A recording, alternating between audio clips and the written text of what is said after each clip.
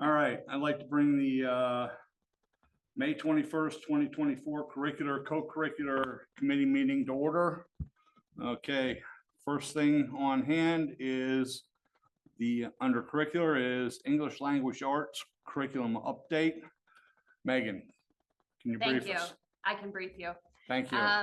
As you know, a few months ago, I brought the committee the update that we would like to do English Language Arts resources a year early because we still have ESSER money to use. And we thought it would be financially wise to use that money while we still have it on a relatively expensive endeavor that is going to have to happen either this year or next year anyway. So we bumped it up a year so that we could still use ESSER money for it. Right. So Okay. the committee met, I think were present at the first meeting. We Yes. had about probably 10 or 12 meetings throughout the spring. I saw that. It was, yeah. And I've been including you on every email. I so know you're you have, so probably yes. already know all of this, but here was the process that we used. There were a lot of people involved, Right. lots of teachers,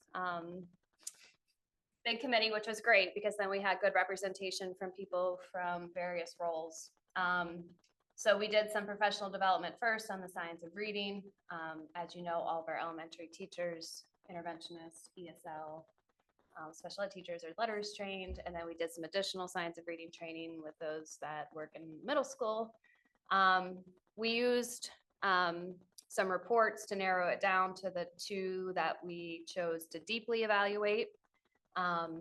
We then used some rubrics that are out there from some reputable organizations such as the Reading League to really deeply look at those resources. And then we also visited some school districts who are using those two resources to see it in classrooms. So to see both options in the classrooms. All right. And then lastly, the last thing that we did was early May, the Reading League, which is a national coalition whose job is to help educate people on the science of reading and help curriculum decision makers make good decisions.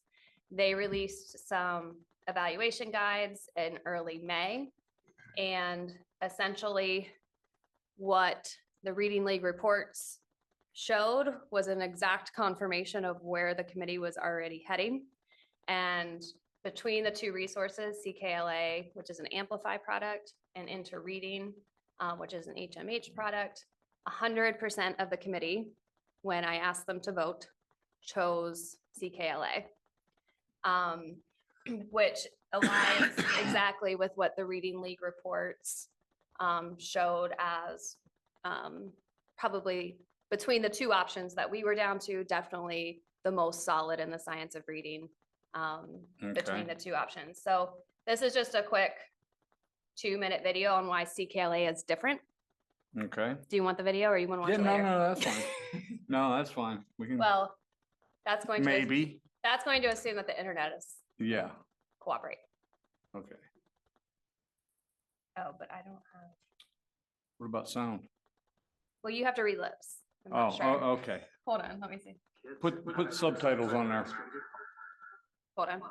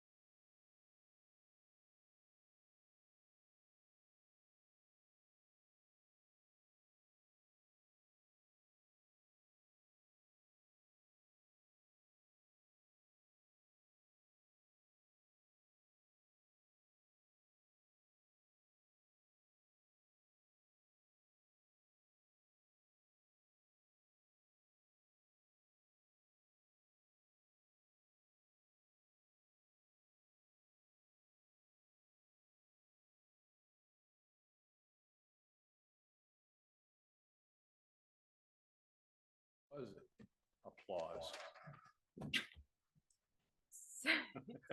So, one of the main reasons that it looks very different from traditional resources is because it's really grounded in science and social studies content, and it helps interweave teaching language arts through science and social studies content.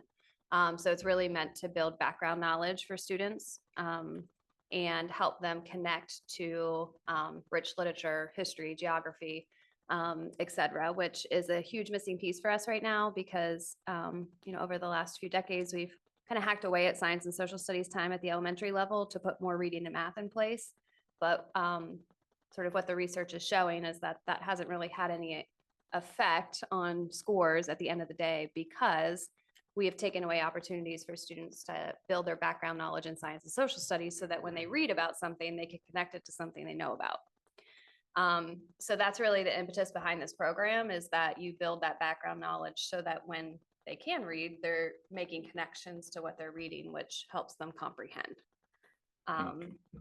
Now, this booklet that you handed me, is this something that I am going to be able to go home and Yep, you can take it. review? Yep. Stuff like that? And I have some student materials in those bags too, if you want to take those. Okay, yes. So from our committee, I had asked them simple what were the pros and cons of each program. And the pros of this one that ultimately is what led to the committee selecting it was that the writing instruction is really strong, and the writing instruction is tied to what they are reading about, which we currently don't have, and the other program didn't have at all. So that connectivity for writing is huge. And then I thought this one was interesting from a teacher, just the fact that there's an actual structured curriculum would be the first time in their career. Because we have done a lot of piecemealing, and we've done a lot of, yeah. So this would be the first time in a long time that there would be a truly comprehensive core program for teachers, and that's pretty great. Now, this would be something that would be put out district-wide. So if somebody from Central Mountain or one of the, other schools would move up to Bucktail area. Yep. Okay. And they would be in the same,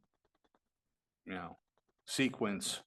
Yep. Up there that they would be down here. Yep. Okay. Same if they move from Mill Hall Elementary to Liberty Kirk. Yeah, that's, Yep. yeah. Yep. So, all right. So there were a few cons of it. No program is perfect, as always. It does lack some phonemic awareness. However, we've already put some programs in place to address phonemic awareness. So we will just continue doing what we are doing that works to supplement that program, because nothing will ever be perfect. Every program will have some holes. Right. So the good news is the holes that this program has are things that we already have in place that are working really well for us. So that's good news. The cost the proposal really would be to do a 6-year contract because we're doing this a year early so that we can use ESSER money. We use a 5-year curriculum cycle, but that would actually give us the extra year because we're doing it a year early. So it doesn't bump the out years of the curriculum cycle out of whack. So you can see the cost there. It would be fully paid through ESSER, again, which saves the district that amount of money next year when we would have to use general fund money for that. So by shifting it up a year, we're basically able to get a whole new core ELA program at zero cost to the general fund for the district. So let me understand, see if I understand this. $7,300 or $738,920.40, okay, would come out of ESSER. Yes. Now, does that pay for the 6 years? Yes. So we don't have to worry about that until 6 years. 6 years out. That includes consumables. Yes. Consumables every year for every kid Consumables for 6 are, years. wow. So that's the nice part about being able to use And we get they used to not allow us to prepay things with ESSER, but now they're like, now that they're getting to the end, they're like, you can prepay. So that gives us some flexibility to be able to just do this in one lump sum and be done. And then ultimately it's saving the district about $738,000. Okay. Because we would have to do this next year regardless. Right. And next year would be general fund money. So I like that. yeah. So I think it's a win-win financially. Right. And I think it also gives us a really great resource to implement and provide some consistency across the district, which is what we've been working towards, but we still had some holes based on, Okay. it's been 12 years since there's been a new core program purchased. So Yeah. that's time. Yeah. So next steps would be, if the committee would recommend that this goes to the full board, we would love to do that in June so that we could purchase things in July, if the full board approves, so that we could be on target to get materials, ordered and shipped and, So all you're that. looking at implementing this next school year. We are. I asked the committee, part of the survey was what, their feedback on implementation, and 97% of them said next year we want to be all in. Okay, so if I'm not mistaken, I believe whenever we're looking at a curriculum change, we have to do a pilot program. No, we don't have to. You can, but you don't have to. Okay. Yep. I mean, I understand, doing all in. All right. But at the same time, I'm also thinking, because I saw what we got the last time and that made me sick. Yeah. So, Also, all the district where it came from, we implemented CKLA. For all so the you already reasons. have experience with this program. Yep. Okay. And I think the other thing too, Roger, is I think at that first meeting that you were at, there really aren't a whole lot of comprehensive options that are truly science of reading aligned. There's only. Yeah, you said there's like two. There's like two, and these are the two we looked at, and this one, you saw 100% of the people on the committee chose this one. Okay. So I don't think if there was any concern that we would be unsure, we would have done the pilot, but we are very sure Okay. that this is the best option. So then we would be planning for implementation throughout our summer, and we would be putting a lot of support for implementation next year as we go throughout the year. How long will it take us to get all this stuff? It depends. Sometimes it's 6 weeks. That's why we would love to be able to order July 1. Okay. So that if we could get board approval in June, that allows us to stay on target. Okay. The nice thing is there's a lot of digital materials with this one, so our teachers would have access to it right away. Okay. So they could start planning and they can start looking at the materials and getting familiar with them as soon as the digital access would be available, which would be, within a few days. Okay. So Sounds good. thank you. Any That it? questions? Nope. I can't forget my question slide. Well, okay. I think I already asked all my questions, Okay, so we're thank you. good. All right, next we're looking at adult ed. First thing on the agenda is apprenticeship. Kurt. Adult apprenticeship. Thank you, sir. Adult apprenticeship for this year will end in 2 weeks. And it'll restart again in July 8th. So that's our outside adults coming in to get into our registered apprenticeship for CNC programming. We had an adult ed course this semester with Commonwealth University in machining. So we joined with their adult ed. They did all the marketing. Really? So the marketing didn't cost nothing. They did it all. Then we just supplied the person and the facility and ran it under us. Cool. Offered a machining 1 class for first quality tissue.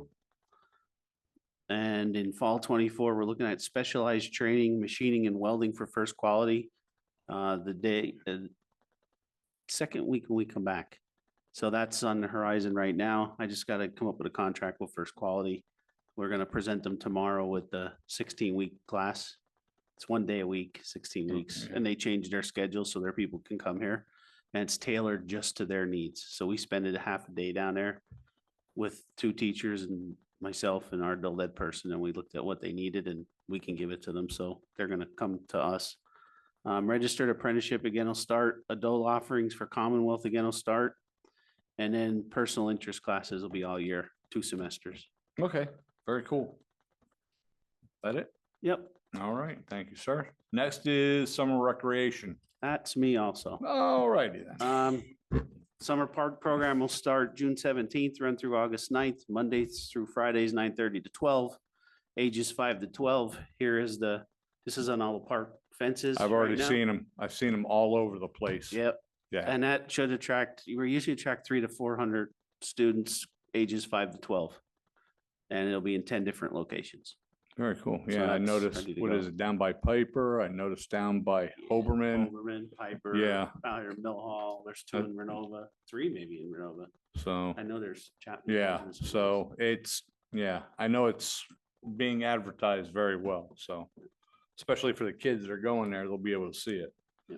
So, all right, that That's it? Yep. All right, next, middle school wrestling.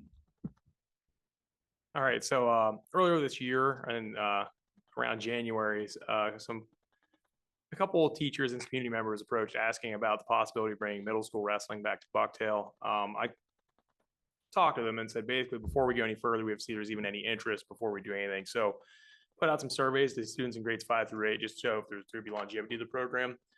In the current age range coming up, we're looking at potentially 12 members, 10 males and 2 females. From there, Bruce Ransom, who was previously a coach, still had contacts with some of the schools we used to wrestle. We had 6 schools that would commit to letting our team come down to do like a tri-meet and participate in like there'd be a varsity dual meet, and we'd be like the third team. We get to wrestle both teams, which would be the base of the schedule. When we looked at it, costs are obviously important. So a first-year coach is $5,018 over step 1.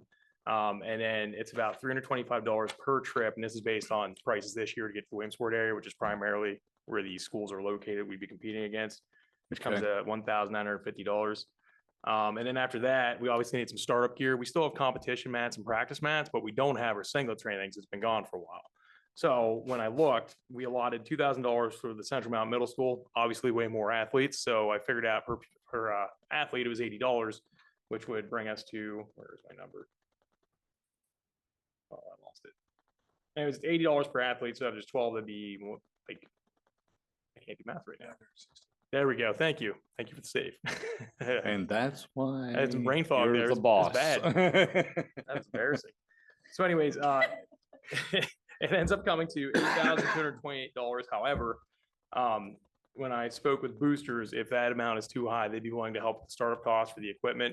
And we could even shave off a little more if this would go forward, because instead of taking buses, the team would be small enough, we could utilize the district vans to save on some transportation costs that way. Right. I mean, that's basically the whole thing. As far as the rationale to why, Renova area has a strong, they support a strong wrestling heritage, I guess, or background. They'd like to see it come back. And then as far as impact on our students that are connected to the school in any way, extracurricular or otherwise, tend to have better academic outcomes, and they feel like they belong. And as far as district-wide, what would help us out with, it would be a feeder program for the Central Mountain varsity girls and boys wrestling squads, because hopefully some of those kids would have enough interest, they'd be willing to do the cut, they'd come down here and participate when they hit varsity. Okay, I have to ask this. Okay. 12 guys, 10 guys, 2 girls. 10 guys, 2 Yes. girls. It's co-ed in junior high still. Okay.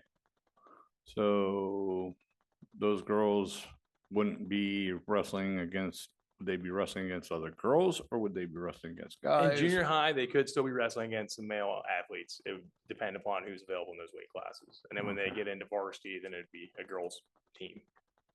Okay. Once they get to varsity. Yeah, because I yeah, know so, we yeah, so once they- authorized, Yes, once they. that's move what on- I was kind of getting at. Yeah, so junior high, it would be co-ed, but once if they choose to pursue wrestling as a high school athlete, it would be a girls sport. Okay. They would go to the girls wrestling team at Central Mountain. Well, hopefully they'll thump some of them guys. All right. All right. Okay, so what are we looking for? Just to move this forward to the board, or? Yeah, I went to personnel and wanted to see if it'd go through here, see if the board would consider it at least, and then, Right. Move from there if it's accepted. If not, Okay, it yeah, just isn't. no, that's fine. All right, we're all about wrestling here, See, love you it. know, I'm just saying, so. All right, so, If I could, I see on the write-up that you have here on the top Yes. of this page, says update the Booster Club promised to pay for startup gear for Bucktail's proposed junior high wrestling team. Yes, and that means like the actual physical, like singlets and shorts and things of that nature. So it would be that smaller amount. I believe it was 7,268 would be the amount without the gear. So yeah, if that is a sticking point, they did offer to cover that cost. That's that 960. Yes, yes. Earlier. Okay. All right.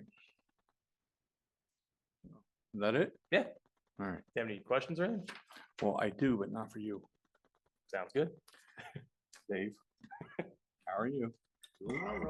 That's good.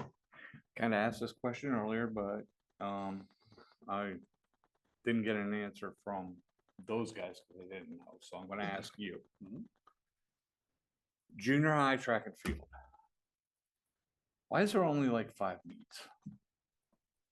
Well, as far as the number of meets, we ran the same thing with the varsity. The varsity only had 5 actual meets, but some of their meets are try meets. There's multiple teams that go, and so some of the junior high meets were the same way. One of the difficulties we encounter with hosting meets is the number of personnel needed to be able to work them. And we struggle to find 20+ people that will be willing to come in, sign up, have clearances, and do all those things. And so it limits some of the number of home meets we can have. And so that's why we went to some of the other meets. They also participated in several invitationals. So the invitationals, typically the coaches allow the students to choose if they're going or not and don't require all of them to participate. For junior high, when I look through our league, 5 to 7 meets is pretty typical. And we do follow the junior high PHAC schedule that we were competing against in our division. Okay. It was asked of me and I was like, I don't know. And I wanted to ask you prior to this, so that I could ask you here. That way I'm not kind of springing on you. Yeah. But I had to do it that way. So, That's fine. all right. understand. I appreciate It's it. it's a fair question. Yeah. And I did talk to an email with some parents throughout the year that had a similar question. Okay. So that's why No I problem. probably got the emails from Probably the same same people. So, all right. And since this is the first time we've met since forever and a day, so, all right. I did have a question, sorry, related to curricular items. We are going to have science curriculum ready for review this summer, but typically we don't meet as a committee this summer or in any summer. The ideal timeline would be to have the science curriculum to the full board in August, which means typically we would present it to curricular, co-curricular in July, but I know we don't meet in July. So how would you like to handle that? I would actually ask that you proceed by talking to the chair of the committee, Okay. since I'm not actually the chair. Okay, All right, I'd rather you direct that question to the chair and see Okay. what she would like to do. okay, All right, that sounds good. I mean, Yep. I'm not gonna pretend like I'm the boss of this, so, yeah. So, Nope, I appreciate that. all I'll reach right, out to Polly and then I guess we'll let you know. So, all right, that'll work. thank you. All right, anybody have any other questions and, anything for the good of the order? No? All right, adjourned.